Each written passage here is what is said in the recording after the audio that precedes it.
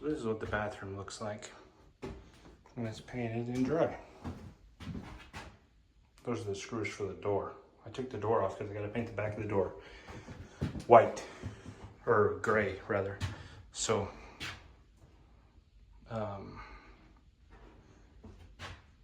anyway, I'm about to enclose this room. So, I'm gonna take this video real quick. I put that there so the door wouldn't hit. I really like this color. Looks like a storm's blowing in. Radar says that it's not, but it sure feels like it is. Today something happened. You know, we're like out in the middle of nowhere. Not really in the middle of nowhere, but like I've really truly been in the middle of nowhere before. But compared to the rest of Lubbock, you know, this is kind of like the middle of nowhere. It took the ambulance 45 minutes, or the fire truck 45 minutes to get here whenever the tractor caught on fire. So it's a little bit in the middle of nowhere, but something happened where I went outside to turn on the well to get some water for painting. And my face is super shiny. I don't know why, but there's nobody here. There's nobody close.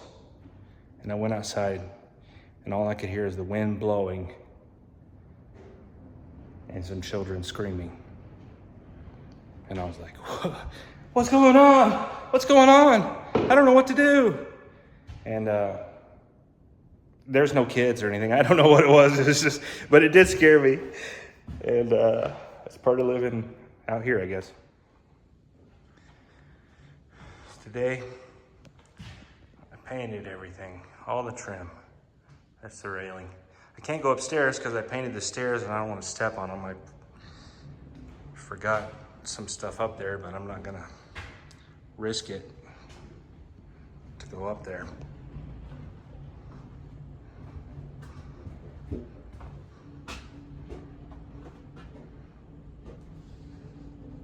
That's the Cove.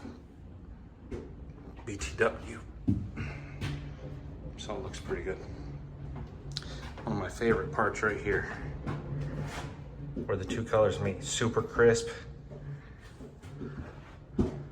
My favorite part. Isn't that stupid? In the closet, we just flood coated all of it gray, all the same color.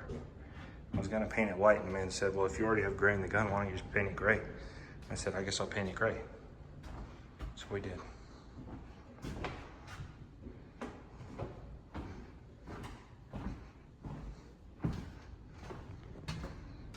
There's the stairs.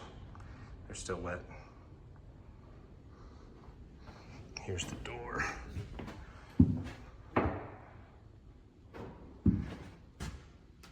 That fancy or what?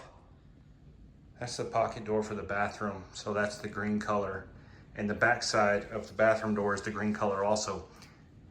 We did not put a molding on this one, and we did not put a molding on the inside of the bathroom door because this pocket door, if I put the molding on there, it would make it too thick to go into the wall. So we had to leave it like that, but I still like it, so that's cool. I also took measurements for the countertops. Looks like a whole bunch of chicken scratch, but it's gonna turn into countertops. I have done some professional painting, but it is not my main trade. Out of a scale of 1 to 10, I'm maybe like a 6 on painting, in my opinion. Most of my experience is painting cabinets. I can paint cabinets pretty well.